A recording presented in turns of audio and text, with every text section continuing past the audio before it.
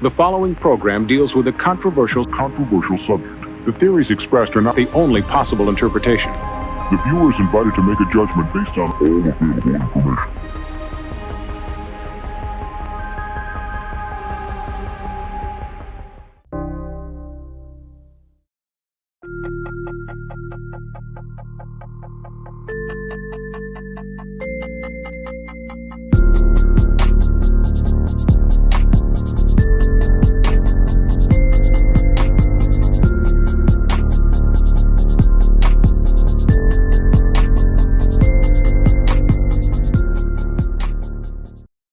What is good, everybody? Welcome to another Friday night, another House of Stein Hot 10 comic show.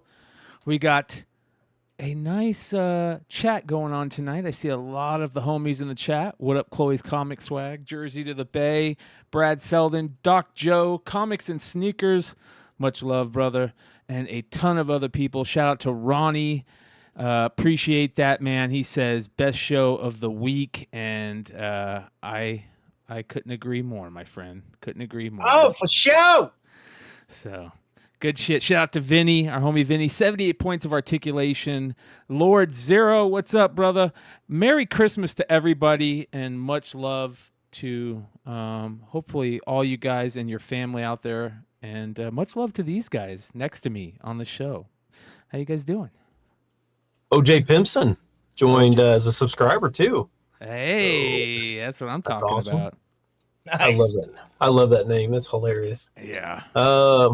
Yeah. Oh. Man, see, if I do that like right in the middle of talking, you guys are gonna be like, oof. So you're gonna see me probably hit that mute button a bunch. I've been sick all week. It sucked like so bad. So for anybody if you're worried about your Stein pack getting sent out, some have been sent out, some are still sitting here. They are everything's labeled up and everything. I just need to get it to the post office. So it's been a rough week. So some of them are out, some of them are not out, but rest assured they will all go out. I promise. Yeah. Shout out to also Greg, who also subscribed. And a lot of people, man. Look at this. It's nice to see. There we go. Look at that. Look at that. So AOA, where's AOA? Is AOA in the house? Funhouse Comics, I see you. Who else do we got? We got all you guys. If I missed any of you guys, I'll get you throughout the show. Much love and Merry Christmas and Happy New Year and Happy Holidays. Whatever it is that you celebrate, just celebrate it with people that you love. Spend some time around your loved ones because you never know when that can change. We have an interesting show tonight, you guys. We've got some very interesting books.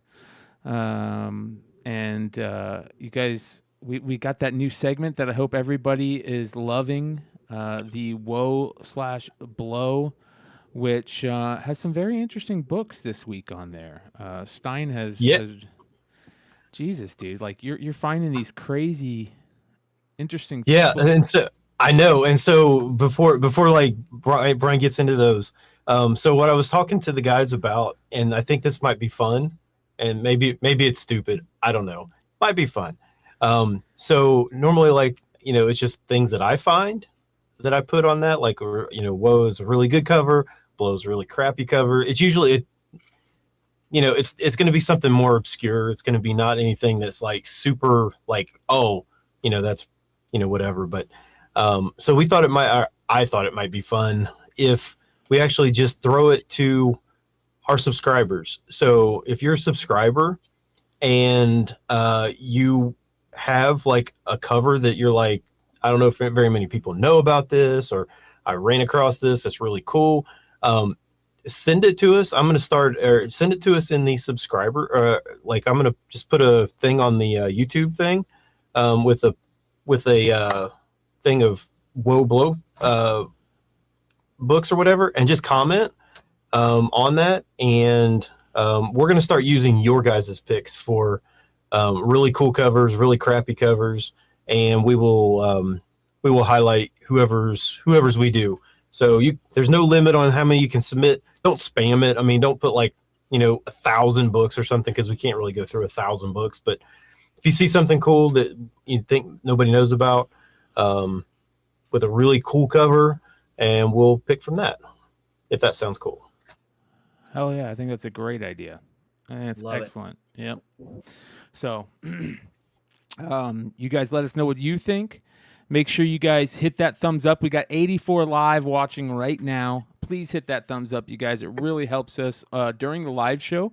It brings more people into the show, and it also helps us on the replay. So, for all you guys out there that are catching it on the replay, much love to you guys. Hopefully, you have the internet working correctly and working well right now. So we're going to see how this goes. It's been working okay over the last couple nights. Hopefully, my upload issues have been fixed, but we'll see. We're gonna keep our fingers crossed, because I don't want to jinx it. That being said, we've got the Woe/Blow books to get into. What up, Yee? How you doing, brother? Good to see you, dude. Good to be here. I didn't take a nap this time, so Oh, nice. I just fell asleep. Nice. All right, let's get into it. Here we go. Our Woe/Blow segment starts off with the Woe.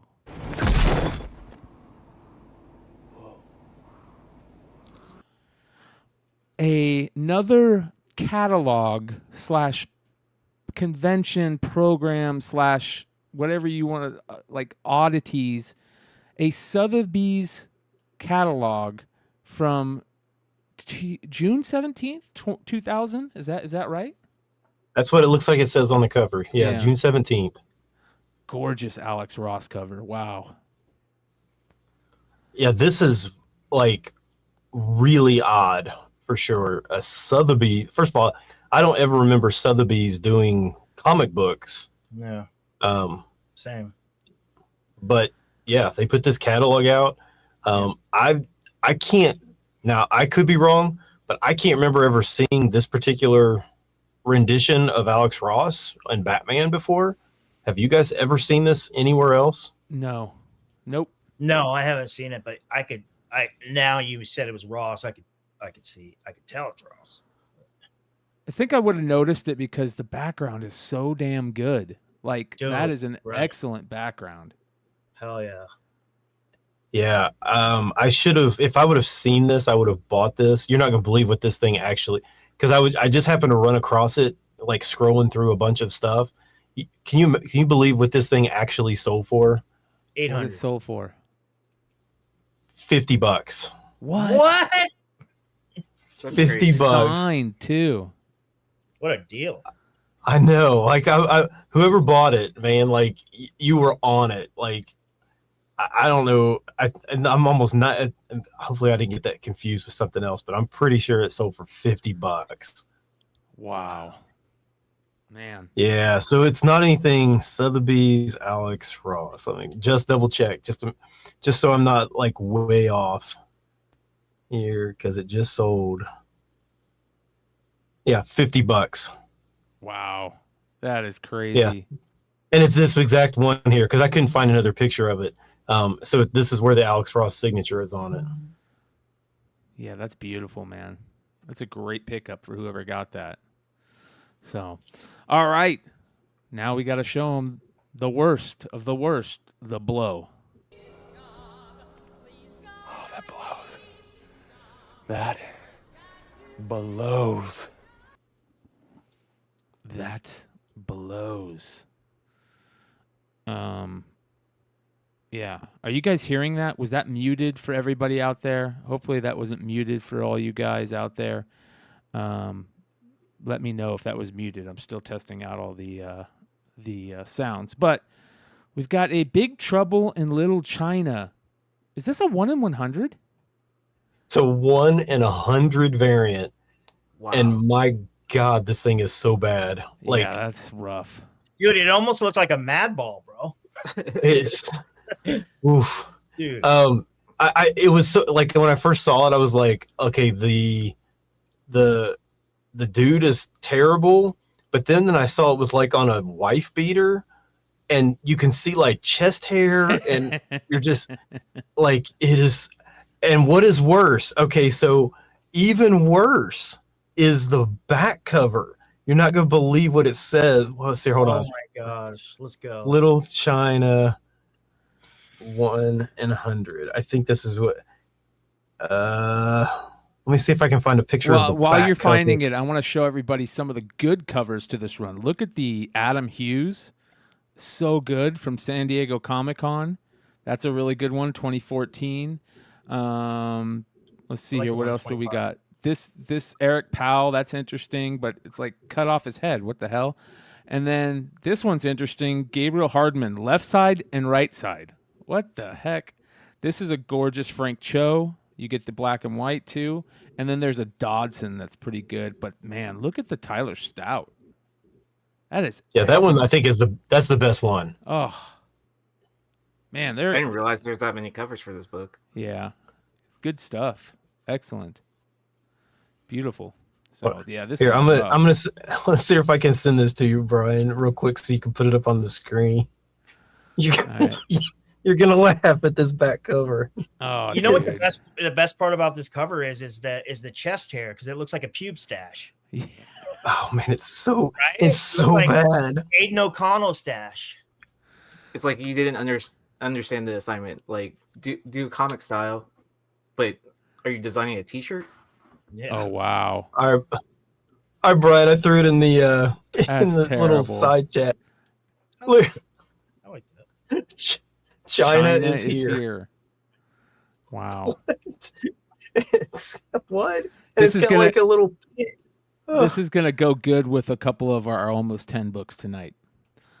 have a Oh feeling. man, like this is just like so hilarious. But The back cover's better than the front. oof, it's just bad. I mean, it is so the shirt bad. he's wearing, but it is. Look how bad the tentacles are on it, and yeah, that's a rough one. That's a rough one. But I would suggest looking for the good ones from this run. Like Yee said, there's some really, really good covers in that. So that is our woe/blow covers of the week. Remember, you guys are going to be taking over that, so we'll figure out a way to get that worked out and get all of you guys involved in the show each week for that choice. Let's move on to Buy the Dip. Starting off, let me get rid of this. Starting off with Deadpool Black, White, and Blood, number 4, the 1 in 25. That has taken a nice little fall in price, eh there, Richie? Yeah. Before I get into this, just to add, I spent about 2 hours on this list. I really wanted to dig deep, and found some nice key books, some vintage and stuff. And you guys are gonna not agree with most of you guys are not gonna agree with me. Probably half, maybe. But I noticed a lot of books that are getting bumps right now that are not tied to MCU shit. Nothing crazy, back to normal or anything like that. But I was surprised on a lot of books. I just want to put that out there. But anyways, hopefully we can see some stability soon. I'd like to see because the market's getting a little bit better when it comes to finance. Maybe the collectibles market down the road will get better. But anyways, going back into this, number 5, like Brian said, DP, Black, White, and Blood. Number 4, this is a 1 in 25, Dan Panosian. This is your first Sakura Spider in Marvel Comics or US Comics. She first appears in a manga. CGC 9/8 from about May, June of 2022, all the way through last year, through Christmas, about this time last year. An average FMV was about $350 for a CGC 9/8. Last 3 sales of this book for a CGC 9/8 on November 23rd, and within the last 3 weeks, $165 and below. So we're looking at like a 45 to 50% reduction at the end of the pandemic prices or whatever. I mean, it's just continuously falling down, but I think this is a good buy because 1 through 3, there's no Comic-Con numbers for this book. But 1 through 3, after 1, 2, and 3 had a estimated orders on Comic-Con. Let's add 5,000 to that of 30K and below, right? So last issue, a 1 in 25, a beautiful cover, a first appearance. Not a lot of these out there. There's not a lot on the census, 9/8. Raw copies, I see $90 to $100. 9/8 for 165, 150 to 165, say about 165 average. This book will rebound. I like this buy. Excellent. Always a good cover on this one. Moving on. Next, we've got Giant Size X-Men #1. Some interesting sales on this one. Yeah, so Ben's going to help me out with this one. We'll start with this. We're going to talk about it. Ben's going to talk about another book he found a really good sale. What was it, Ben? Heritage for the 9/8 you saw? Yeah, Heritage had a 9/8. So I wanted to stick to lower grades because I want to be realistic. You know, most of us want a 9/8 or even a 9/6 in this, but it's, you know, for me, that's not realistic. So I said a 9/2 near mint minus book was pretty good. Giant Size X-Men 1975, you guys all know. Holy Grail, I don't need to explain it to you. At or around this time last year, I'd say around Christmas time last year, this book was a strong fair market value, average at or about $7,500 plus. Multiple sales in the $8,000 range, guys. 4 sales recent of the 9/2 CGC of this book at 5K with a low of 4,100. Yeah, I always thought that when this thing jumped, it's not that I don't think that this is like a major key, but I also think a book from the 70s was not a, and I felt the same way about Hulk 181 as well. I mean, Hulk 181. It was just like, there's too many of them out there. There's too many of them selling too quickly.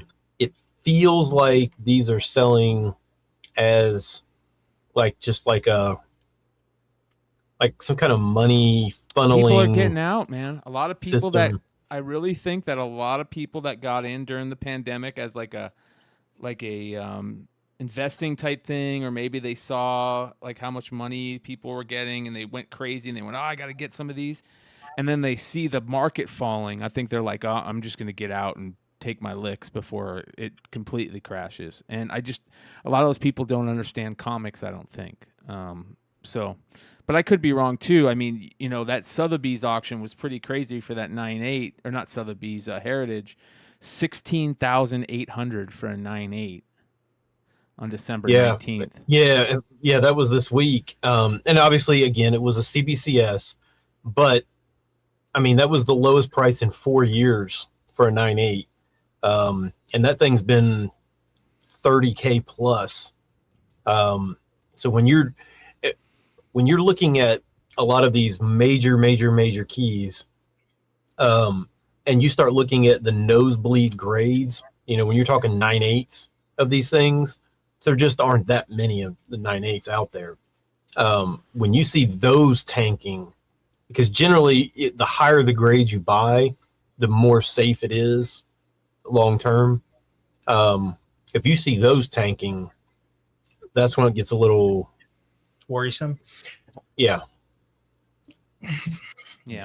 Well, all right, moving on. Next, we have got She-Hulk #6 from the 2006 run, the famous sexual harassment Star Fox issue.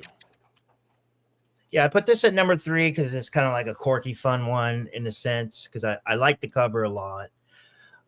I think Harry Styles is going to be an awesome Star Fox. I like this character. I think he's a good buy right now, but I like this book. It's not really like a crazy key first appearance or anything, but you got a cool cover and you got a really interesting story, a historical story. Once Harry Styles, like I said, Star Fox hit the screen, I think this was going to go up. But I mean, we were looking at this book a year ago, $35 to $40 FMV. Recent sales suggest a current FMV of about $18 for raw copies, with 2 low sales the last week of November of $9.95 a piece, which is only a few bucks, $5, $6, $7 over cover price. I mean, I'd rather have this book than a brand new Marvel book at $9.99. So I think it's a good buy. Classic Greg Horn on the artwork. Yeah. Love the Greg Horn. This is just such a weird book too, right? I mean, totally. sexual It's different. harassment type storyline, and so a lot of people pick up those kind of weird things. This book would have never been released in this day and age, I don't think. No. Right? Never. Yeah. And that's one of the reasons, to me, it makes it a little more appealing. This character, after this book came out and years after, when I got back into comics, I mean, a lot of people were still talking about the character, the personality of Star Fox, in the modern age. And this book has come up in a lot of conversations. So I really hope the MCU touches on that, but more of does it more in a real, a PG-13 rated or whatever, but more in an honest way rather than a woke way. But that's, I didn't mean to say woke, but what do you call that? Skating on thin ice kind of way, walking on hot coals, walking on glass kind of way, rather than so they can protect their image. But it's probably not going to happen. I like this book, and do you think Harry Styles is still going to play that role? He is. That's what I heard. I heard he's confirmed. I mean, it's been so long, and how they've changed on how they thought about the Eternals and a lot of the characters from that run or that movie. It's gonna be interesting to see if they even still use that character.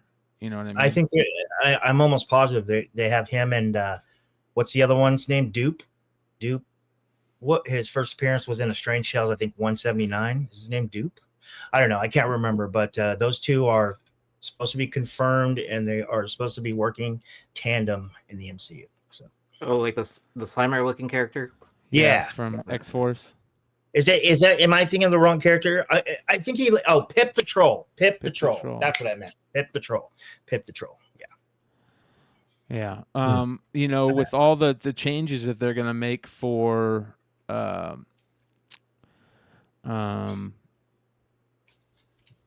Jonathan Majors and Kang, they could make a big change in what they're doing moving forward. We'll see if that plays out. So I hope they just recast. Well, there's a lot of people talking they're going to recast. I saw a rumor that it was Will Smith going to be playing Kang, which is very interesting. Otis, so you go from one controversial to another. Yeah. What? Like, why would you do that? That literally, well, that sounds about like what movie studios, their logic. Yeah. Totally, man. Yeah. They have no idea what the fans are wanting or what they're doing in comics and this type of material anymore. I really believe that. All right, moving on. Next, Black Panther #8. This is from the 2009 Marvel run. Great Shuri cover, and yeah, man, this book was another hot book there right before that movie came out, right? Yeah, at or around that movie came out, this book was heavy. I mean, raw. I mean, just the basic, MCU default bump or what have you. We're looking at first appearance of Anika, she's leader of the Dora Milaje in the 616 during this Dark Reign tie-in event run or whatever. Shuri's Black Panther. And if they still are doing the Wakanda stuff, she is married or at least engaged to Ayo. CGC 9/8 had an FMV of this book about a year ago of $230 with an average of about $230 with a high sale of $260. Recent sales suggest a massive dive to $40. I like this book to rebound in 9/8 and or newsstand. There we go. Moving on. $40.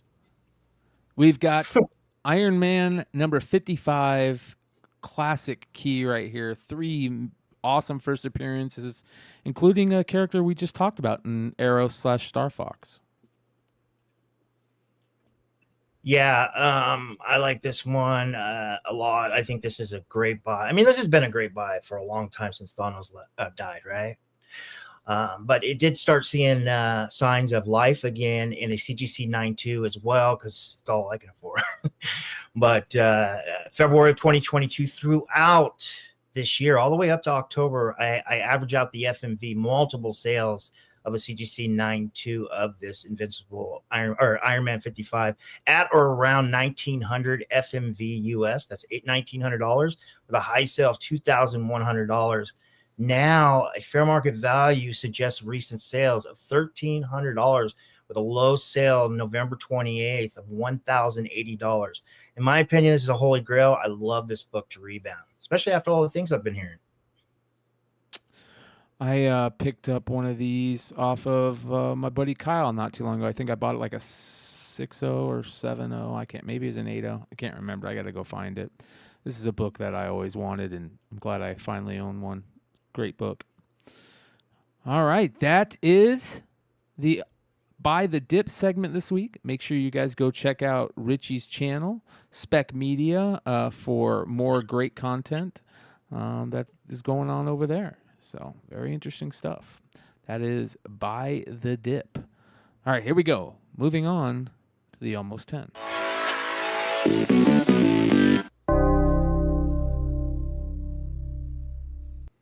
Starting it off with a gorgeous Godzilla War for Humanity cover. This is the Trad Moore Retailer Incentive 1 in 25 for issue number 3. It's really crazy how they have been putting out these amazing covers for this series. Like, they've really been hitting it out of the park on multiple covers for the same issue number too. Like, a couple of the covers will hit every issue, it seems. Yeah, and I know Trad Moore has, like, there are some people that just, like, love Trad Moore. Yeah, they Like, say he's the artist. Right. Yeah.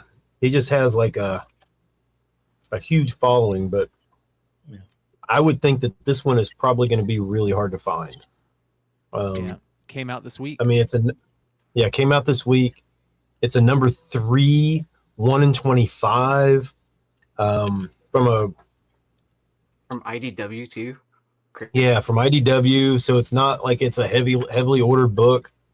I mean, literally think how many stores that you guys go to would order 25 copies of Godzilla. Most stores won't even order 10. So Yeah, or 1. Yeah. We just talked about this book on Wednesday, Brian. Remember? Yep. This cover. Yeah, it's beautiful, man. I love it. And Godzilla's really taken off in the collectible market, even the old stuff selling, because of that movie. A lot of people were stoked to go see that movie, man. They're doing another version where it's like in the grayscale. Oh, wow. That's cool. Yeah. That's super cool. Yeah, this one did sell this week for 40, but I could only find one sale, and it's just going to be, like I said, it's going to be really tough to find this one. So it's one of those that if you see it and you're like, I don't really want to pay 40, if you're like, I'm going to want it 6 months from now, you're probably not going to find it 6 months from now. Yeah. Yeah, it's a dope book, man.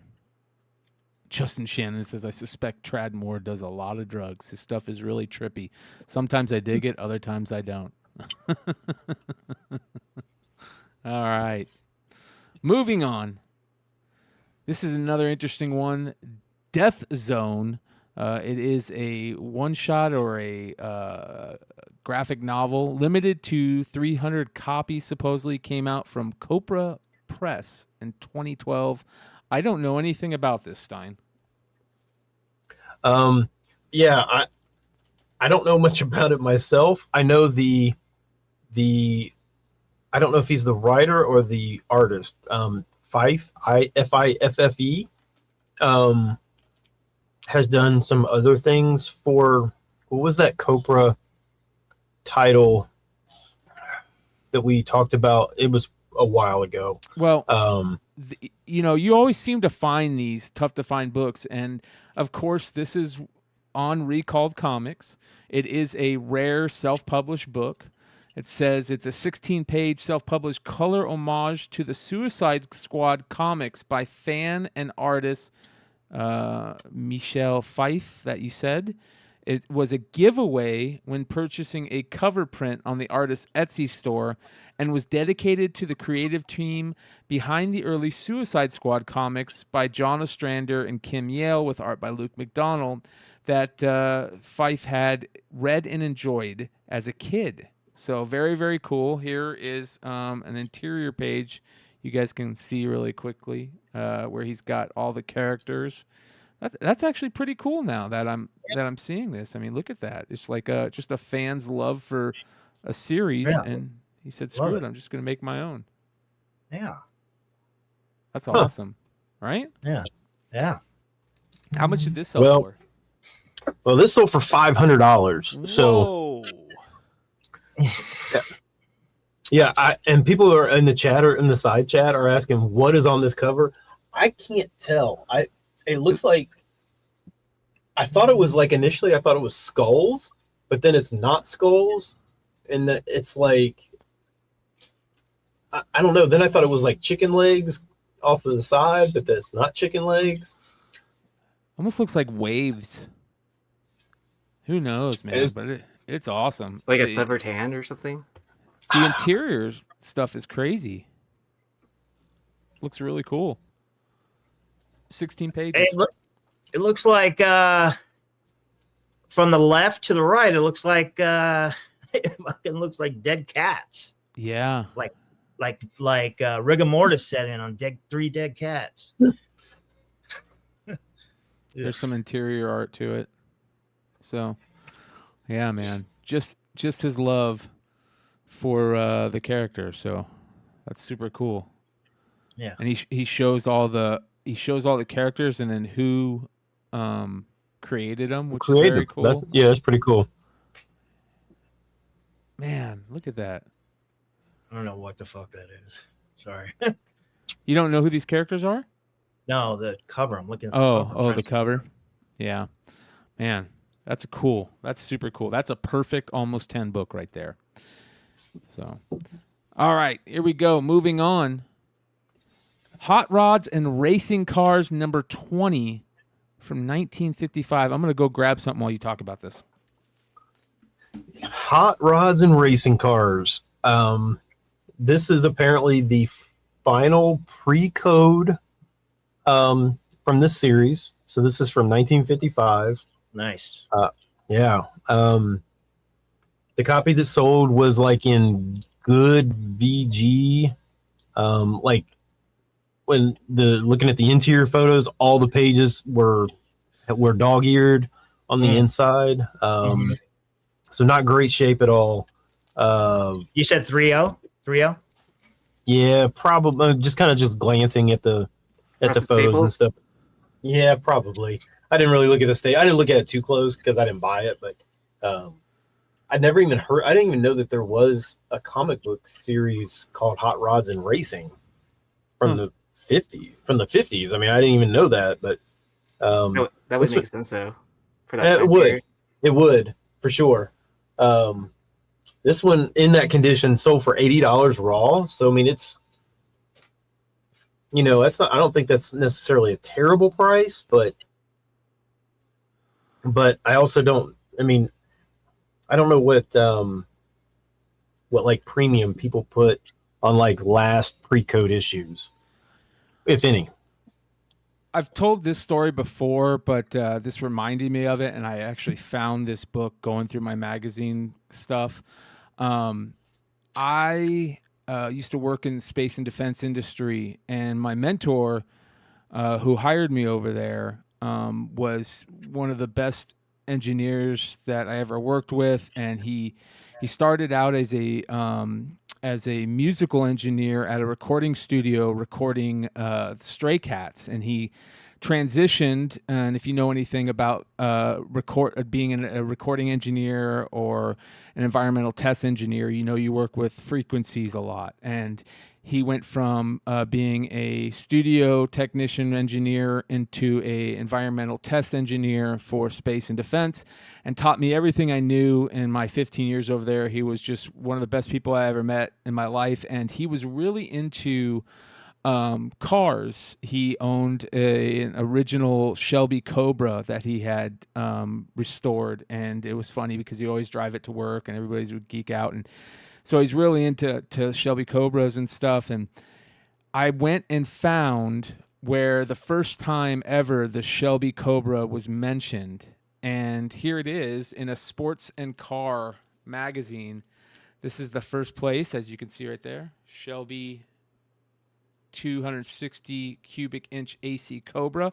This is the first place where Shelby ever talked about it. A lot of people don't know about this, so if you're a car fan or a Shelby fan, go search this out. First place it was ever mentioned. So I ended up buying a couple of them and giving him one, which was a really cool. He really geeked out over it, and I don't know, man. My being into comics made me go search for this. So I think a lot of us who are into comics or grew up collecting baseball cards and are always trying to find that, first time they were ever mentioned or stuff like that. And for how big, like Doc Joe says, Carroll Shelby is and was, movies and just the mystique and everything, it's a pretty cool item. Go search it out if you're into it. So Very cool. yeah. All right, moving on. We've got this one is crazy. Not even on Cover Price. Cover Price doesn't have this listed either. They have a variant for this, but not this one. This is Avenging Spider-Man #3, the newsstand copy. Yeah, I'll be honest. I didn't even know that Avenging Spider-Man had a newsstand. Any of them had a newsstand. They do. I got this. I have this. You have this exact book? Yep. Oh, well, I have Avenging Spider-Man 3 through 9, all newsstands. Wow. Well, this one sold this week for $125. So good for you, Richie. I don't have one. I want one, but and I'm not sure if 2 has a newsstand, but I know 1 does. But so if you got 3 through 8, is that what you said? 3 through 9. 9 is the one where I gave up because it has Carol Danvers, first Carol Danvers as a Avenger, and I think she's on Marvel. Marvel. First Carol Danvers is Captain Marvel. Oh, is it as a Captain Marvel? Okay. Yeah. Man, that book was like a $400. You're sitting on, book at one. Yeah, you're sitting on. If you've got 3 through 9, and the 3 just sold this week for $125, that's a nice little stack you got there. That's a spicy meatball. I got a lot of newsstands. These are actually a lot easier to find than you guys would think. Avenging Spider-Man newsstands. I find them everywhere. Not in boxes, online. I find them on Mercari. I find them on eBay. This is 2012? 2012, right? This year, it was like 2011, 2012.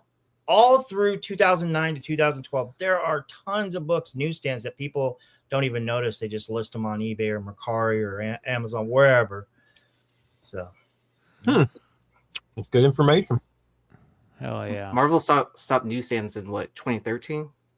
I think 2013 was the last year. Yeah, DC stopped in 2017.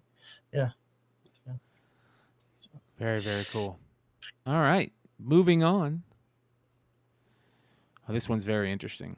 The Stand, the hardcover slipcase omnibus from Marvel in 2012, which has all the Stand titles that they did in one omnibus. So, have you guys ever tried to read an omnibus? Yeah, I have. One of the first omnibus I ever bought was the Grant Morrison's New X-Men stuff, and it's awesome to read because it's not as big as an Absolute. It's a little bit smaller, but bigger than a comic book. So it's like the perfect size. I think Absolute editions sometimes are way too big, but the omnibuses were like just the right size. But they're still huge, right? And heavy. Yeah.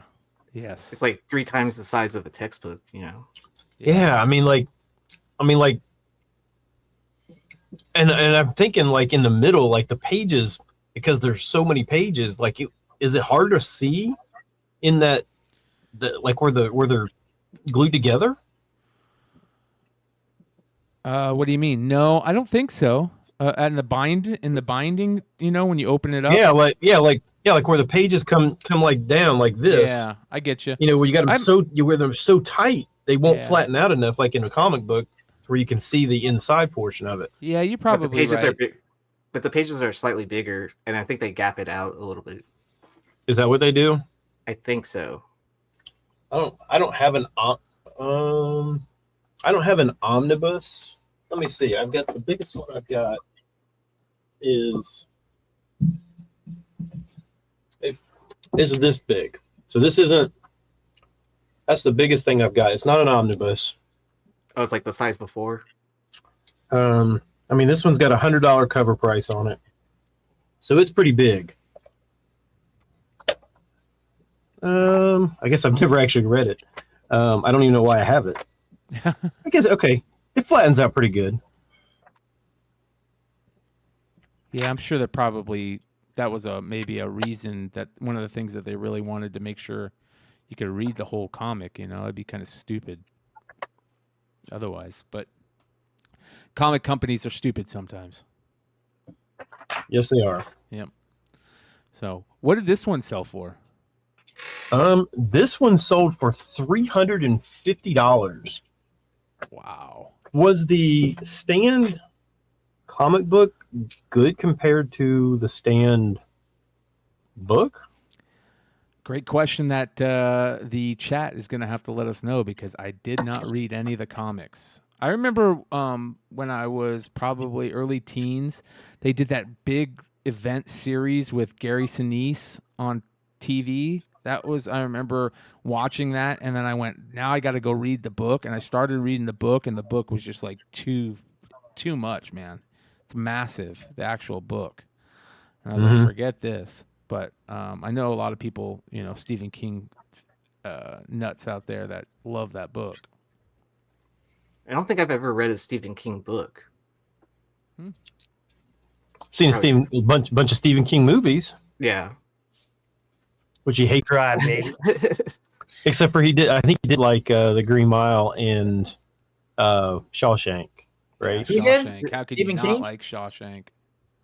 I think he loves because he sold the script to the director for like $1,000, Mm-hmm.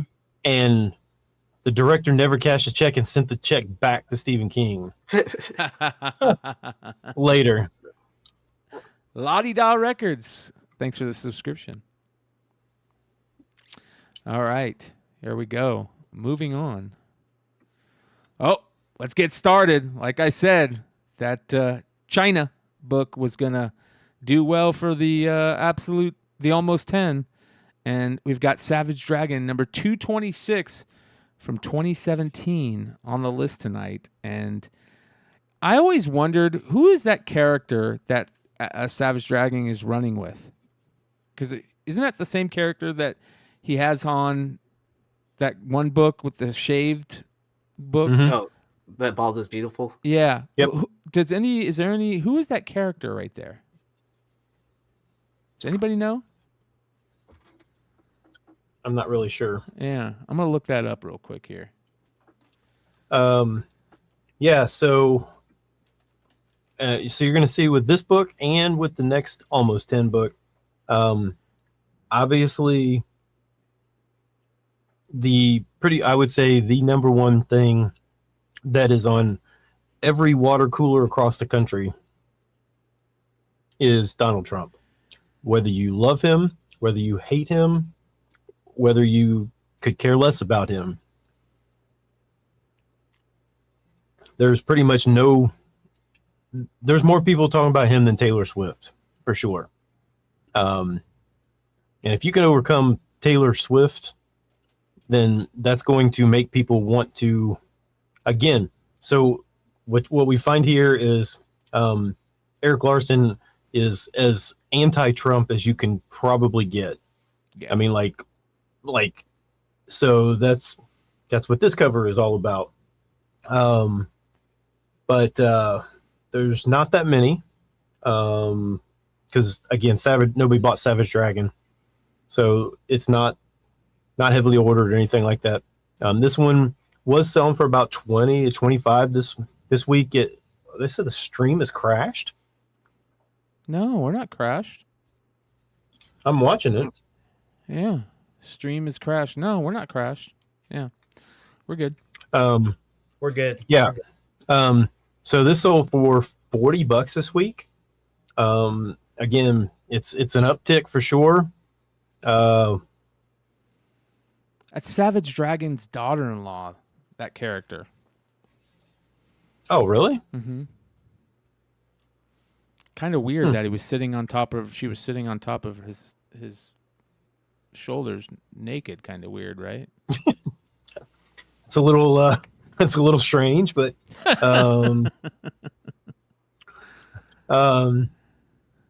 but yeah, so we'll kind of just kind of like stream straight from this completely anti-Trump cover to Cyberfrog Blood Honey, the rare Trump mugshot variant from September 8th of this year, of course, from the All Caps Comics crew and Ethan Van Sciver. Yeah. So just so nobody can ever say that I am this side or this side, I got both sides. We got both of them listed here.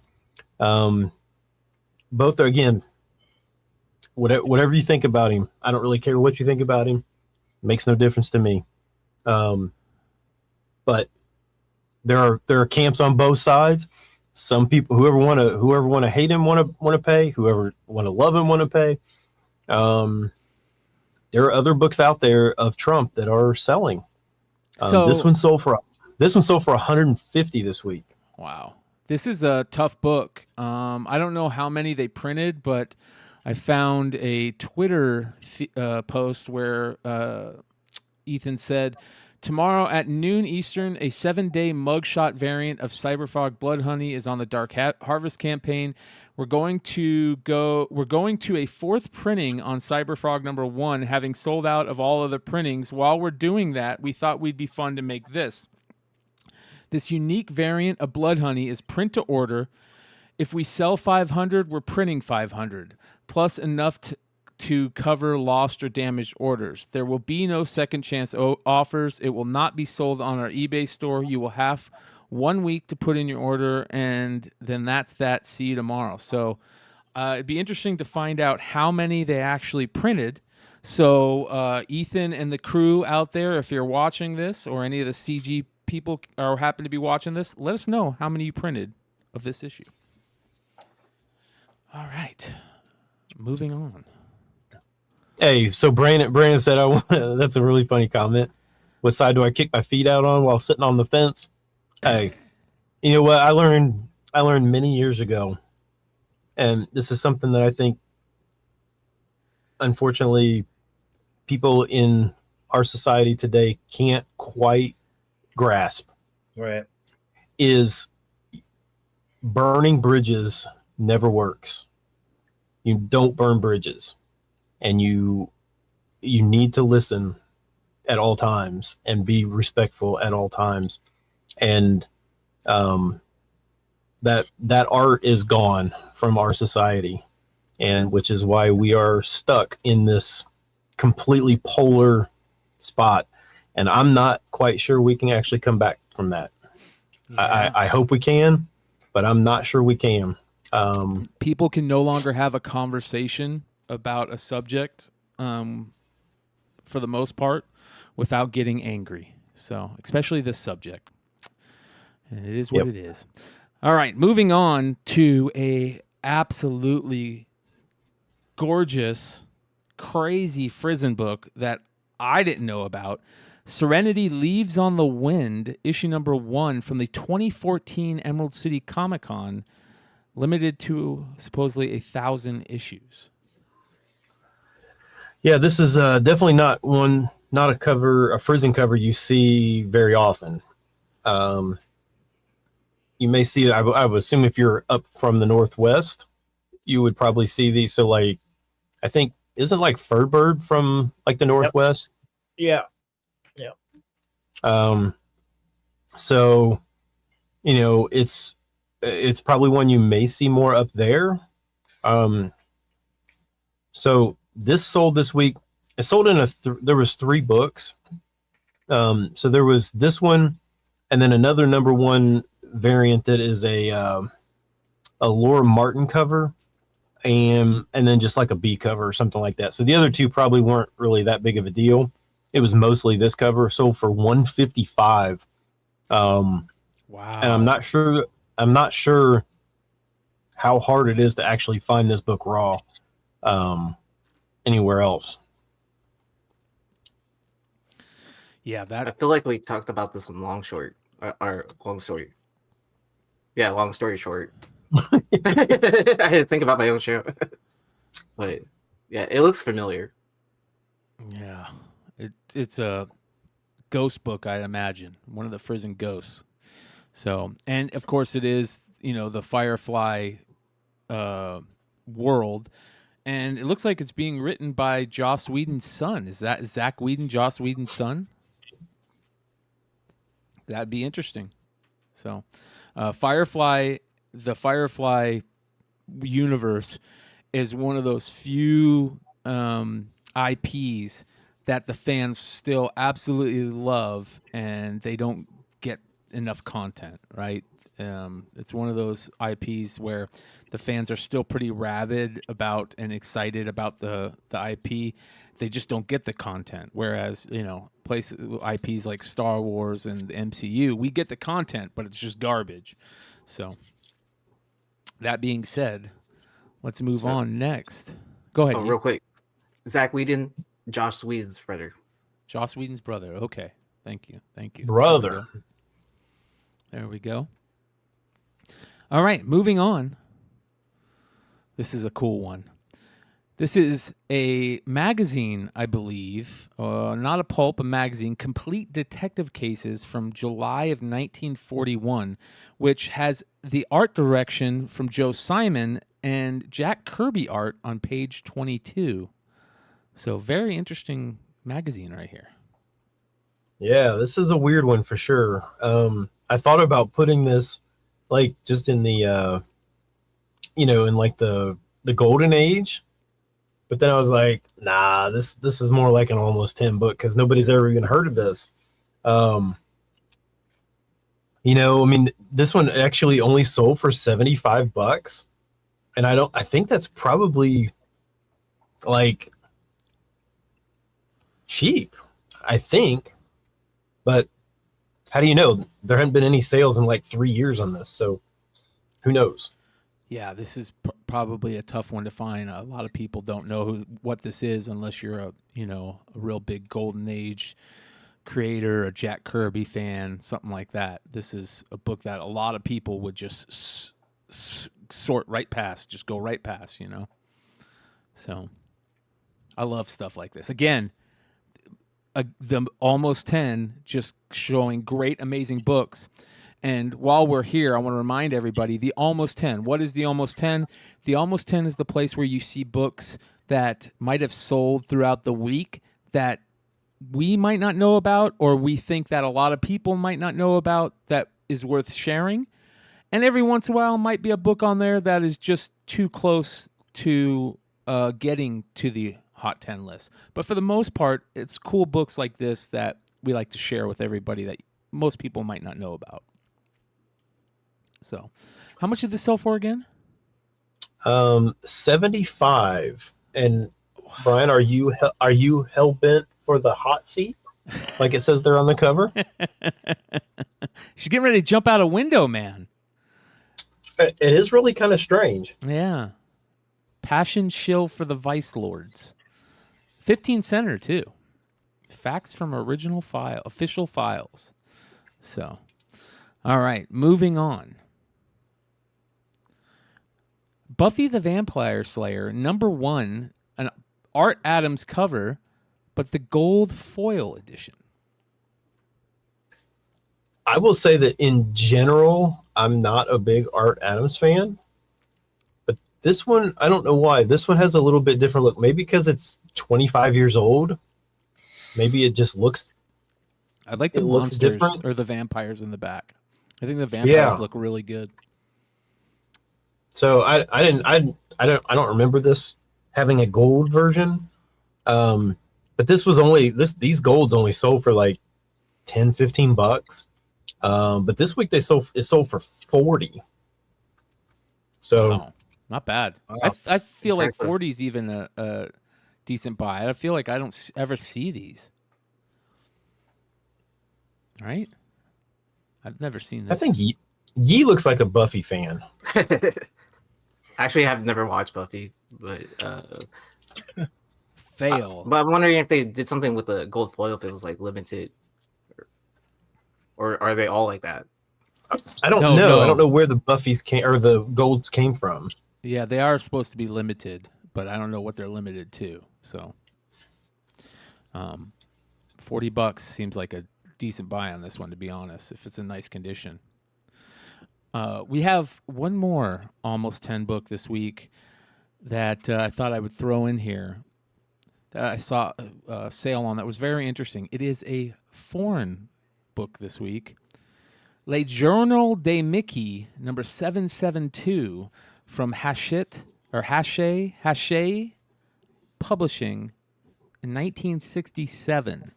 And it says it's the first Winnie the Pooh appearance in comics. Now, I don't know if this is a reprint of the first Winnie the Pooh American book or if the first Winnie the Pooh actually appeared in the French magazine Le Journal de Mickey. So that's for all the people in the chat, and if anybody else out there, including International Comics, knows about this one. So, sold for I don't know anything about this. Sold for $300 raw this week. I mean, who's buying it? Is like this from like the Do You Poo people? No, I think this is probably a Mickey or Disney fan. I don't think. Is there a lot of Disney fans that like the Do You Poo stuff? I feel like if you're a Disney fan, you're probably going to be a little offended by the Do You Poo stuff, but could be wrong on that too. It's probably hit or miss. Yeah. I think some covers they probably love and then laugh at, and the other ones are like, oh god, you know, Yeah. kind of like us. Yeah. So, very interesting book on another interesting book for the Almost 10. Remember, you guys, the Almost 10, you can catch this every week live here on the House of Stein. And then you can catch the replay every week before the Hot 10 show on the House of Stein over on Beyond Wednesdays, where I do the review episode clip, which I saw a lot of people in today. So I appreciate all you guys hanging out there, watching it live. I usually watch it live while I'm getting ready for the show and chatting with all you guys in there whenever I get a chance. So I appreciate all you guys doing that. And that is the Almost 10 this week. Let's get into the list. Yeah. Starting off with our Golden Age honorable mention, Thrilling Comics issue number 38 from 1943. Man, this is a killer cover right here. Oh my gosh, I saw this. Honestly, when I saw this cover, that's what made me change the detective cases, because I looked at the end of that cannon and I'm like, oh my gosh, like they're about to blow that woman into 1,000 pieces. Yeah, hole right in the middle of her. That is Look how brutal. look how the ropes are too. The ropes are like tied in almost like a bondage sexual type way. You know what I mean? Like I feel like they were doing that on purpose back then, even though there was no code. But it's very interesting how the ropes are tied there. And then Hitler. It looks like it's Hitler getting a punch right to the jaw, man. So I don't know if he's getting as up the other after dude's that getting one. kicked right in the jaw. Yeah, that dude is a fighter, man. He can kick and punch at the exact same time. yeah, that's And kind take of a bullet, crazy. apparently. And take a bullet, yeah, and take a bullet, 2 bullets. Yeah. Man, I mean, he is just flexing though, right? He's just like, yeah, Yeah, least practical way to kill her ever. Yeah, I agree, Brandon. I agree. But it looks like it would probably be fun for them. That's why they do it. All Yeah. right. How much did this sell yes. for? CGC 4.5, and there were very, very few of these graded. Like, there's not many of these out there. 4.5 sold for $1,800. Wow. Holy cow. Again, Yep. golden age sales, man. The golden age and silver age books feel like the only books that are worth buying right now. I could be wrong about that. It could be worth buying every book at this time. You never know. We could see another crazy spike, or they can continue to drop. It's a really weird time to be buying and selling comics right now. And what was the grade on this, the one that sold? A 4.5. 4.5. 10 center too. All righty. That's pretty sweet, man. Moving on to our modern age, our modern honorable mention. Well, it's a book that we saw on the Almost 10 last week that I think from being on the Almost 10 last week saw a nice little spike in sales. A great cover from Jay Fosgitt. It's a 1 in 25 variant for I Am Groot issue number 1 that is absolutely amazing. Yeah, we definitely talked about this one last week and how we all kind of really liked the cover, and how nobody's ever really been able to find it. Last week it was like $60. This week it sold for $80. And if you actually go on eBay and look at listings, this thing is listed. There's only a few copies listed. They're all listed at like $175, $250. You're not going to get this one cheap. Wow. That's crazy. Yeah. Huh. So I think it's just kind of like, we always talk about like, hard to find books. And sometimes those hard to find books are like, people don't know that they want something until they actually see it. Yeah. Which is where I live in a lot. It's a really weird place to be, because like some books I can't really put up for sale because I know that people are like, well, what's the value of that? Like, I have no idea what that's even worth, because there's never been a sale or whatever. And then like once one sells, then the next one gets put up and it's still hard to find. And then people are like, well, I kind of want that now. I'll be willing to pay a little bit more. And then the price goes up, and I'm always on the bottom. I was always on the bottom of the barrel on those. Like, The first to market kind of. yeah. And so it never works out for me. I'm never at that top end. I'm always at the bottom, and then all the following ones all go way up. But that's okay. I don't really care. But this was one I'm not sure I would sell this one if I had it. Yeah, I don't think I would too. This is a book that I would keep. I think this is one of those perfect storm type books, right? Oh, it's a one of y'all. So. Do you have this? I don't. Oh, damn you. Yeah, that's a cool. I like the three-eyed fish Simpson style, right? Mm-hmm. Like a Futurama. It does look like something straight out of Bongo. Yeah. Yep. So that's a cool book. Will we see it on other people's lists in the next couple of weeks? That'll be very interesting to see. Moving on to the number 10 spot this week. An interesting one. Another interesting one that could have been on an Almost 10 many times, I imagine, if we would have known about it.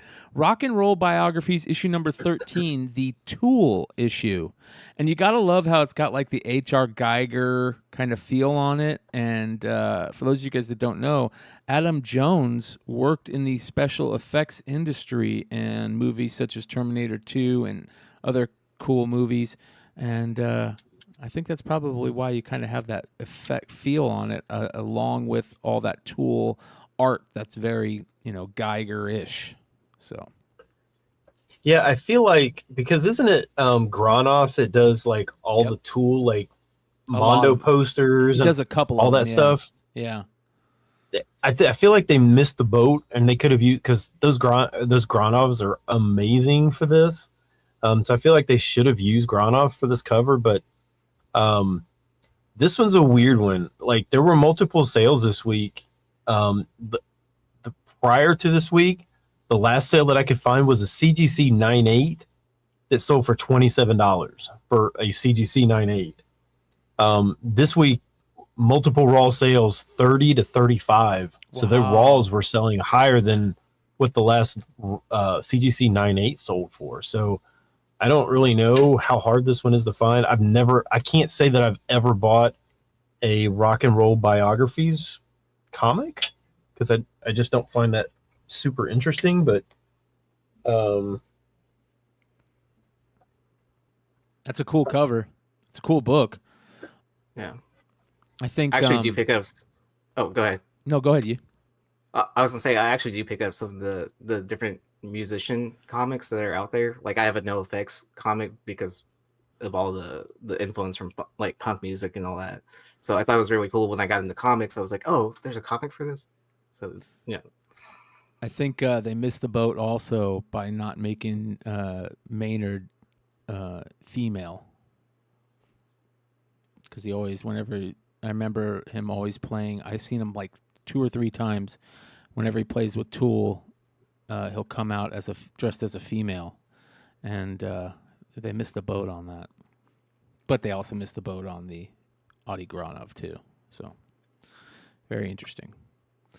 All right, moving on. Number 9 this week, Star Wars Revelations number 1, the Rod Reese Virgin 1/100 variant. okay, so I'll default to my Star Wars people. Do you like this cover? No. Do you not like this cover? Yeah, that's a very easy no for me. I would rather get the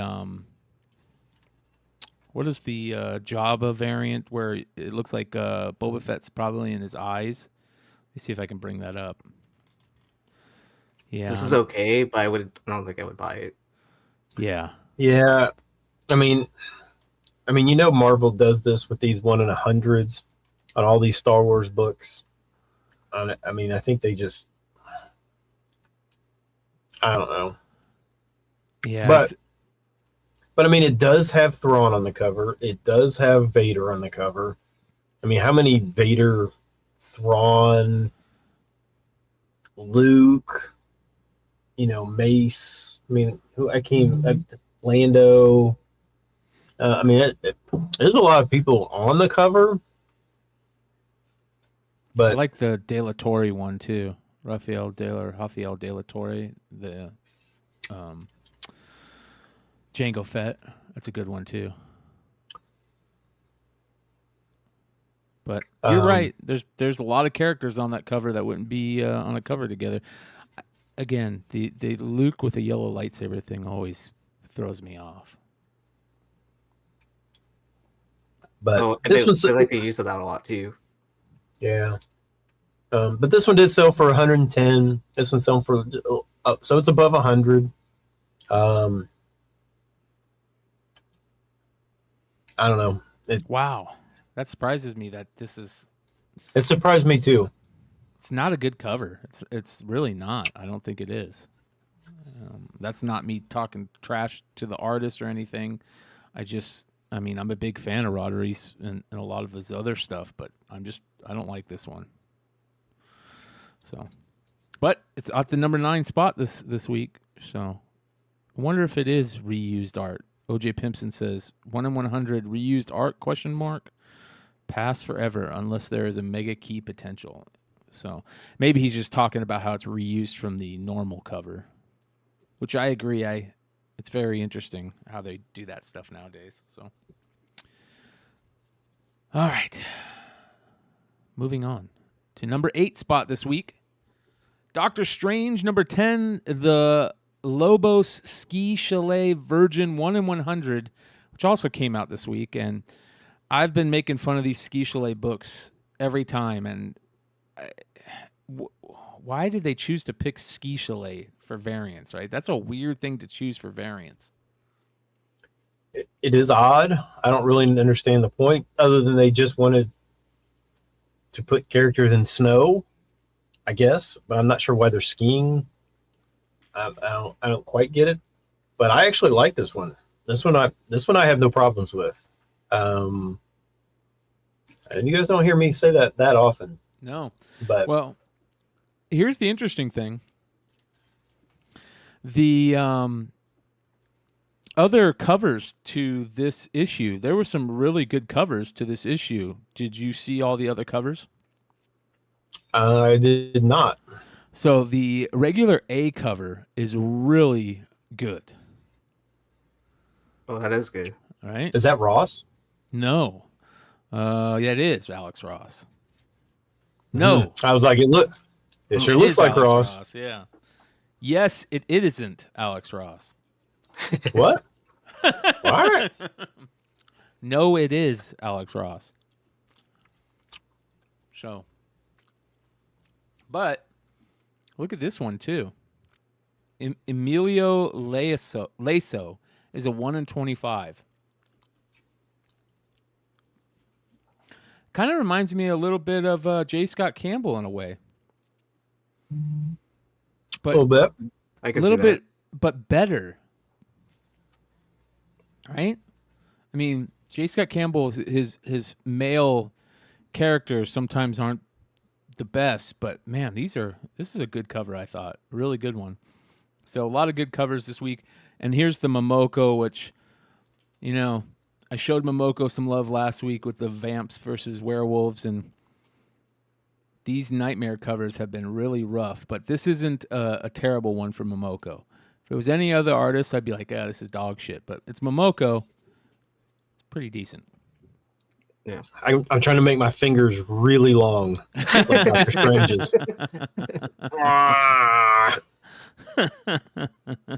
Does it work like that? I don't know. It get really long fingers, but yeah. So I like this Lobos one. I mean, I was kind of scanned through like all the Chalet, and I've seen people are like, "That's just one way that Marvel could put, you know, women on a cover in snow or whatever." But not all these cover, like some of them, like the Spider Boy is just Spider Boy. It's not. There's a bunch of them that are not have nothing to do with women. I'm not sure why this one isn't, but I do think it's funny with the snowman is supposed to be Doctor Strange, right? Yeah. Okay, because Or maybe fun. where she's Because of the putting cape. maybe where she's putting her cape, right? Because that's Clea, right? Clea Strange right now, who is Doctor Strange. He's got a cover coming out, that another hot tub cover that is definitely going to be on the list. So we'll be talking about that one pretty soon. But this one's selling for $125, so better than the Star Wars. But again, you can buy this with the trade dress for less than $10. So do you want to spend $125 for the Virgin, or just buy the trade dress and be happy with that? Yeah. Buy the trade dress. Lobos has been talking quite a bit about his dislike for other people coloring his art, I think, lately. As DT said that Lobos mentioned he is not too happy with the coloring on this one. And I think Yee told us that he's been coloring his art himself lately to fix that, which it's much better when he does it himself, which hopefully they'll let him do more. Do artists not have a say in who colors? I bet you new artists don't. Oh, that would. So they just send the sketch in, and they're just kind of left to somebody else. I think it depends on how much work they have, and then how much time they take to color it as well, right? It's probably like one of those situations. Interesting. I don't really know how that part of the business works. Whoa. All right, let's get to number 7 this week. Another Ski Chalet cover. Amazing Spider-Man number 40. the J. Scott Campbell 1 in 100. Now, I don't know about you guys, but when I saw this looks like one of his J. Scott Campbell exclusives, right? Like he just Yep. like Just like edited she would the have background. like she would have like 14 different outfits with the same pose, right? Yeah. But again, this one at least does have a background, so that's a plus. You know, even if it's just, you know, it's not Bob Ross mountains, but at least it's mountains. Yeah. I know you know, Joe was chasing after this one. Yeah, I mean, this one, I don't hate this one either. Campbell's has a little more name recognition than Lobos, so more of these sold this week than the Lobos. This is right there at that 125 as well. I'm not a fan of this. People brought this up Wednesday night when we were looking at new issues, and I don't like this, man. And I've really lost the love for a lot of J. Scott Campbell stuff. And I agree with Doc Joe that I've lost the love for virgin covers too. I most certainly on a lot of books, I'd rather have the trade dress there than just a virgin cover. I want to know it's a comic book on some of these, you know? Yeah. So Hey, again, you don't have to spend 125 on this. You can get the trade dress for $10 and be happy.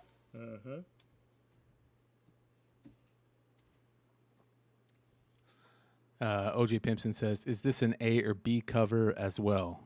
Yep, there's your answer.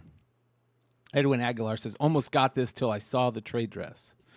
Yeah, yeah. What's the trade dress look like on this one? Let's take a look.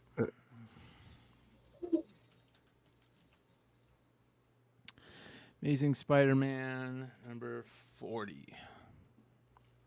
Shout out to the amazing Cover Price. Make sure you guys go check out Cover Price. This is Amazing Spider-Man number 40, right? Yes. Okay. How come I can't find it? Let me see. I don't know. Amazing Spider-Man number 40. Where is this? There we This go. is why Joe needs to be on, so he can just pull the trade out. Yeah. He's got 14 of them. So this also has the really nice Ji-Hung Lee. So here's the trade dress version. So at least the Lee on the virgin portion of it is completely different. But yeah, I like that with the Ji-Hung Lee. I agree. The Ji-Hung Lee trade dress has different art. I mean, that's a cool little change. I would rather have them do that. This is I didn't realize it had roller skates the first time I saw it. So this is actually a really nice cover. And then here's that's gonna be the new thing. Instead of bubble gum, it's gonna be roller skates. Man, that's a good cover. And leg warmers and headbands, right? And then here's the John Jang Ultimate Edition, supposedly. So lots of variants for that, like always. All right, let's get into number 6 this week. Superman, number 9, the Nathan Zerdy 1 in 25, another book where we talked about pretty heavily, and I'm about to ruin this cover for a lot of people. Ruh-roh. And thanks to Big Leg for doing this for all of us. I want to see artists out there start taking this cover and drawing what's on the other side of her hands. Like what of her hands tickling? You know what I mean? Right? What is up with her arms also? Her arms are a little, even though they are on fire. What is going on with those hands? So I don't know. Her left arm doesn't have an elbow. no, it doesn't. I love that. That's what's her name? What's her name again? Not Livewire. Dang it, I'm spacing on the name, and I love the character. I can't forget. Cannabis. Cool character. Love the skull. Banshee. Thank you, Jersey to the Bay. Yeah, Banshee. Damn cool character. So Brandon says elbows are overrated. Yeah. Well, I think it's cool that they put this as a 1 in 25 also. Make some of these cool covers be the 1 in 25s. So, yeah, Silver Banshee. What is this selling for? But this does look like a book that if you saw it, you'd be like, I probably should buy it. Yes. Yeah. And it just kind of has that look. Oh, yeah, most definitely. Look how cool the trade dress is too, right? With the white Superman symbol, the old school Superman movies like font. That's a great cover. This one is selling for 35 to 40. So it's a 1 in 25. Not bad. Has anybody been reading any DC at all? I've been reading World's Finest. It's good. Which is surprising. So where they're doing all this Dawn of the DC stuff, is it actually good? I don't get too much into that. I have heard that the Beast World storyline that's going on is really good. So I'm going to have to check that out. But I did start reading World's Finest, the Mark Waid Kingdom Come tie-in book with the GOG character and all that stuff, and it's freaking excellent, which is very interesting because Mark Waid's all in the news right now for being a cancel pig and just being a baby. But man, whenever he writes Kingdom Come stuff, or he's still a good comic book writer for the most part. Yeah. Cool.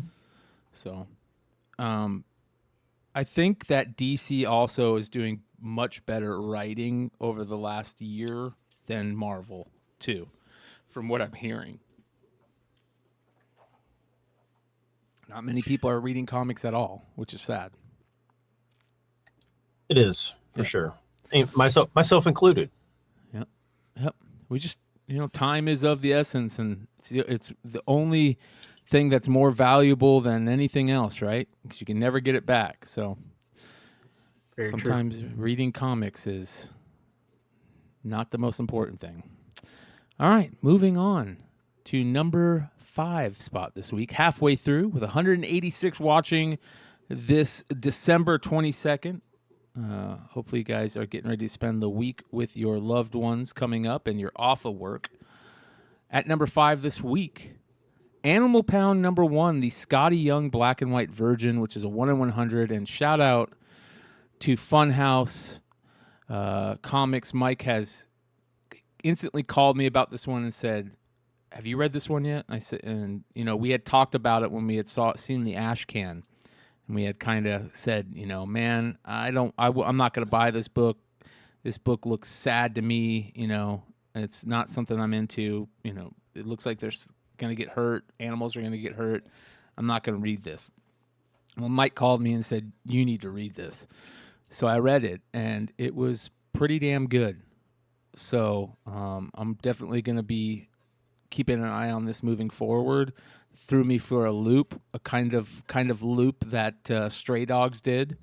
So shout out to James Tynion, and is it James Tynion or Tom King that's doing this? Who's writing this? Tom King, right? Okay, Tom King. Okay, I knew it was one of the guys. So, but yeah, this is excellent storyline for the first issue, and I actually love the color trade version of this better than the black and white. I would tend to say that most of the time the color is better than the black and white. Jim Lee maybe being the exception. McFarlane. When I think, yeah, maybe McFarlane. David Finch. Yeah, Scott I mean, there's a few, but in general, the color just adds some to it. Especially with Scotty Young, just because I think his colors are just so, like, they're, I don't know, they add. It just adds to, they add to it. Yep. So, yeah, very, very cool. Chat, let us know if you read this. Paul Diggs Comics says the color is one per store, though virgin color is one per store. So, I saw Billy from Economics and Comics give one of those away the other night on his Christmas show. So, congratulations to everybody who watched that, and shout out to Economics and Comics. All right. How much you say this one was selling for?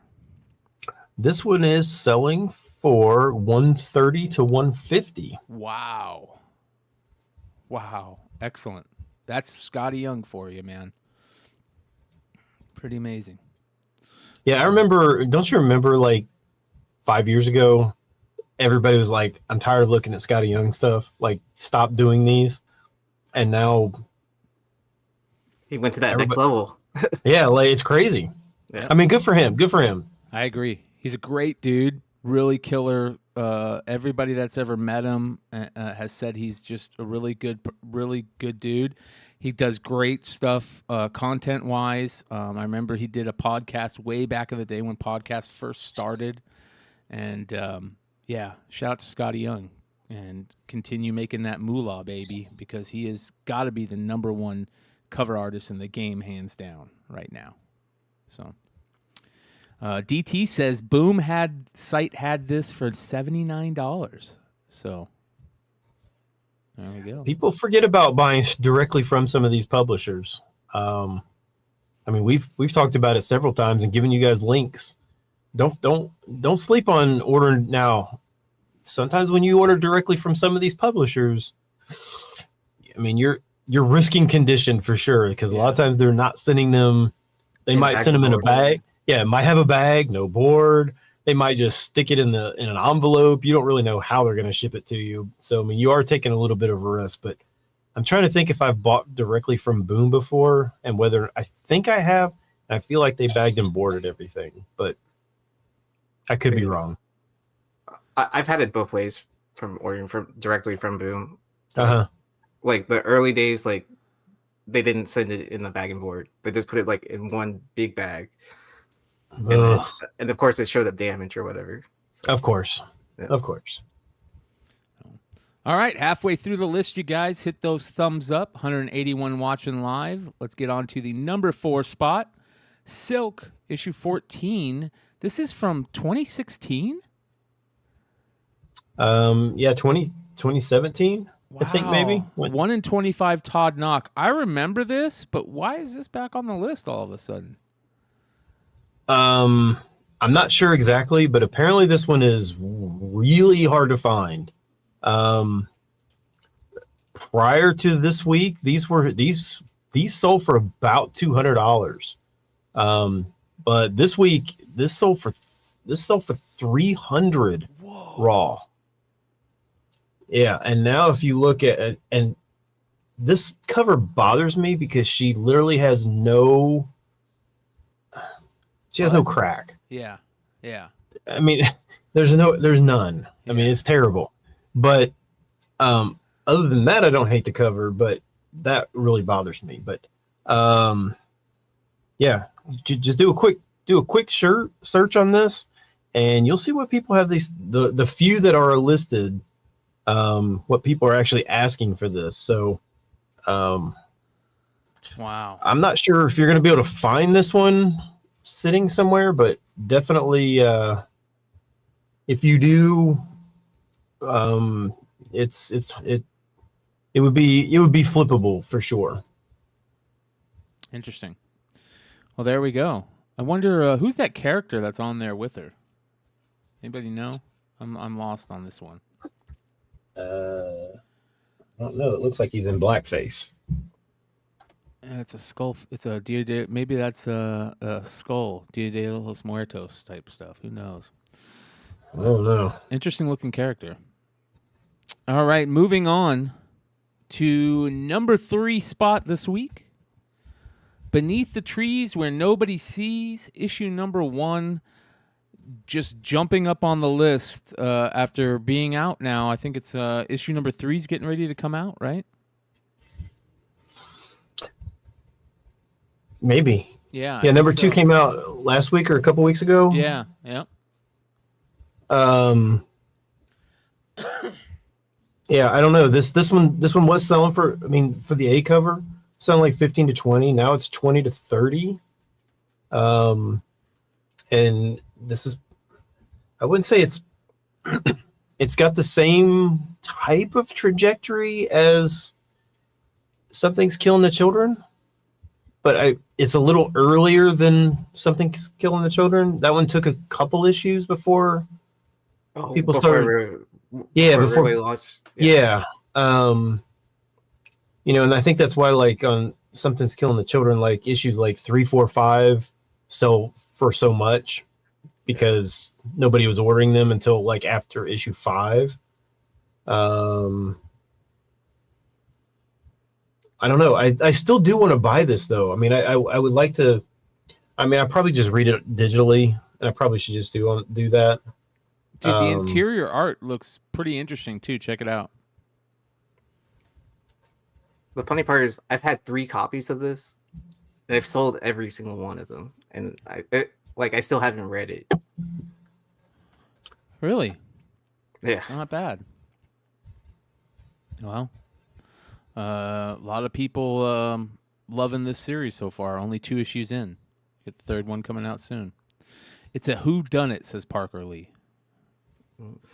So, number 3 coming out in January. All right. How much was this selling for again, Stein? It's up to 20 to 30 raw now. Not bad. All right, moving on to the number 2 spot. Oh, here we go. Female Forced, Taylor Swift, issue number 1. There are so many damn variants to this book. And as you guys will see as we're watching this, there are quite a few, well, as you can see there, they're a little bit smaller. The edit didn't work too well. But there are a ton of covers for this book. Yeah, these are terrible. Like, the fact that it's got Travis Kelce on there is terrible. I know. That's hilarious. It's so bad. Yeah, I mean, there's look at all these store variants and stuff as well. I mean, they're everywhere. How many Lobos covers are there that just change the color? That is garbage, man. Way to totally ruin any love for variants. I mean, I think it has to. I think it has to do with their eras. So, like all their different albums. That's so garbage. They change the color for each album or something like that.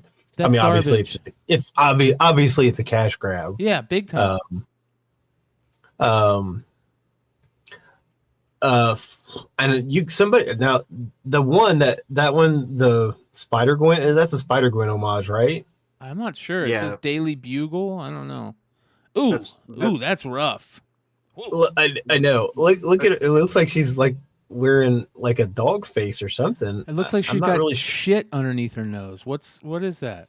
Like, it's like a, what do they call it? Dirty Sanchez or something like that? Okay, so when you see that, like so this is like, I believe this is this just a reprinting of that Blue Wave book from like way back? Tidal Wave Productions? I'm not sure. Let's take a look. What does cover price say? Oh, they don't. Like that one right there. Like that was like the original one. But I mean, not that one, or maybe it was that one. Yeah, that was that one. No, is it?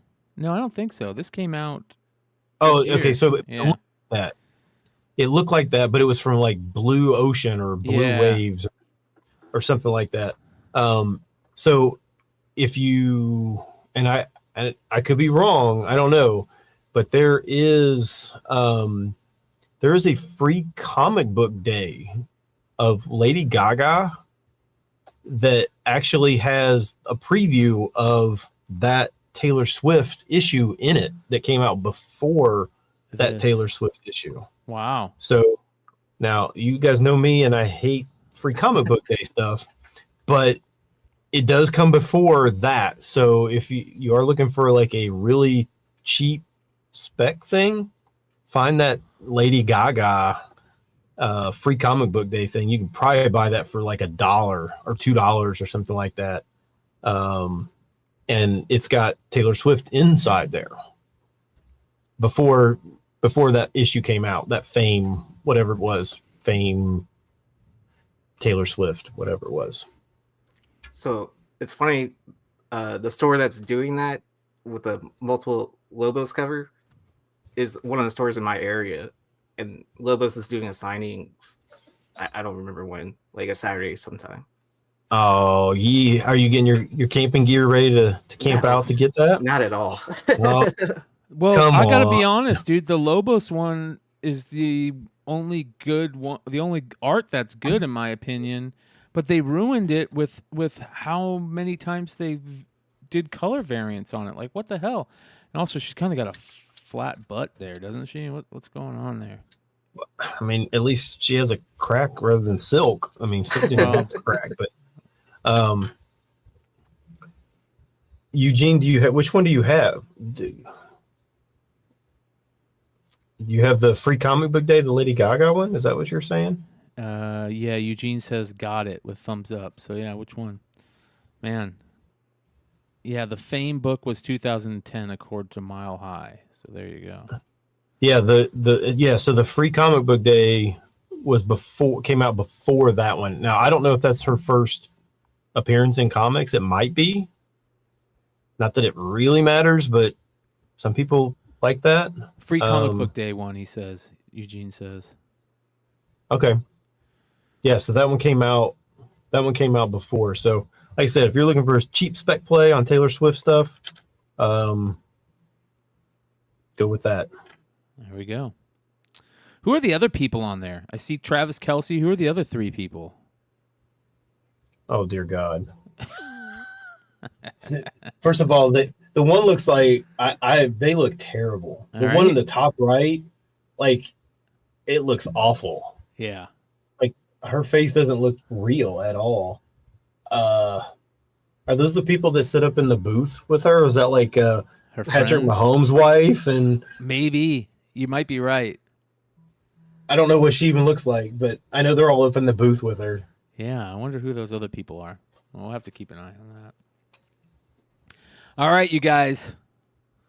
The number one book this week was the number 2 book last week.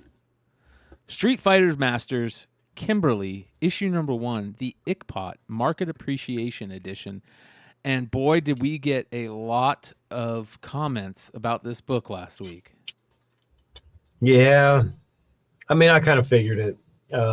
Especially I knew long short this would be a long short book. And Comics Main. Yeah. Yeah, I mean, I kind of knew. Rob's Comics. Yeah. Yeah, I mean, hey, I mean, preferences vary. Yep. But it's still, to me, just it's so disproportional that I just can't. It's kind of like the what is that? America? No. So, what's that? Red. The one where she's like going over her shoulder and I remember that. Yeah. What was that? I can't even think of the title. Yeah, that just looked way off. Well, Red Monaco. Monaco's the character with the boob. Yeah. Like, yeah, it's Battle so Chasers. disproportional. Battle Chasers, yeah. Oh, okay. It's so it's just so off-putting that I even if it was good, I just can't get past it. This one is so disproportionate. I can't figure out what's going. It looks like her whole top section is like squishing her whole everything. Yeah. Well, when you're that buff, it's kind of hard. Even dudes have a hard time doing that, right? When their chest is so big, it's hard to have a hard time doing that, But that I think the art on this is excellent, right? Ickpot, great art. Everything about this, other than the proportions, are just, I don't know if they're off or just off-putting, like you said. A lot of. I agree. I mean, I'm not saying that she's like that. Chicks that are super muscular aren't beautiful or anything, but they're just not my part. What do you call that? She's not my thing. Cup you know. of tea? Yeah, Cup of not my tea? cup of tea. I was yeah. thinking cup of tea also. Yeah, but the art is great on this. I love the coloring. Yeah, you could tell Ickpot is going to be just a great artist. I don't know much about Ickpot. I think it was Comics Man that says that. Is it Ickpot a he or a she? I'm not sure about that either. They're doing a good job with coming onto the scene as of late. Aaron K says 36, 8, 36. That's about what it looks like. Yeah. Well, I don't even know if that last 36 is 36 because she's got to be holding up those pants, and it doesn't look like she's. Well, she's ain't got no belt there, so she's got to be holding them up somehow. So, yeah, not McClay's cup of coffee milk. Thank you, Jersey. That's true. That is true. So, but what is it selling for? Last week it was selling for like $30, and this week it is now up to 50 to 55. Wow, not bad. And a ton of sales. So it's definitely got a lot of buzz around it for sure. Yeah. Interesting. I wonder how many they printed of this. That's another great question because last week some of the people were saying that not all stores got them. Well, and also they're saying that it's not one per store. That some stores had 3-4 copies too. So we talked about it on Long Story Short last night. So it's a qualifier book. Like you had to meet certain requirements from the publisher to be able to purchase this. There we go. Or for them to send it to you. There we go. So, yeah, there we go. Hot 10 list for December 22nd. We got 3 days before Christmas, you guys. Again, much love to everybody out there. And make sure you guys spend the next, couple days with the people you love. Or at least talk to them. Yeah, have a good Merry Christmas and Happy New Year. And whatever holidays you celebrate, enjoy them. Merry Christmas to everybody, and if we don't have a show, I mean, we probably will have a show next week. But if for some reason we don't, this has been a great year overall. We haven't decided. Maybe we should just do like a year-end show. Yeah, maybe.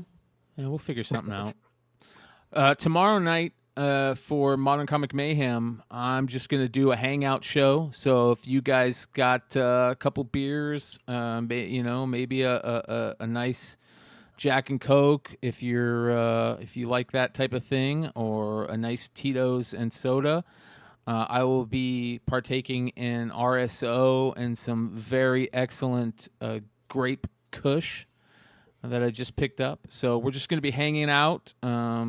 And getting nice and toasted and bullshitting. So if you want to do that with us tomorrow night, they will be doing that on Beyond Wednesdays. Just kind of having a chill show and enjoying the year. So make sure that if you guys have the ability to jump on with us and hang out, it'll be a fun show just to shoot the shit and have a good time. Cracking some jokes, enjoying ourselves before the big day coming up on Monday. So, that being said, much love to you all, and make sure you guys go check out all the links below. Go sub up to Spec Media. Make sure you go check out Yee's band, score some merchandise, and check out where he's going to be next. Maybe you guys can go see him when he's in your town. And if you're not subbed up here to House of Stein, hopefully you enjoy the content enough to give us that subscription. And if not, well, thanks for hanging out with us. Thumbs down, thumbs up, it doesn't matter. We'll take either one. Absolutely. Much love. We'll see you guys next time. Adios. See you.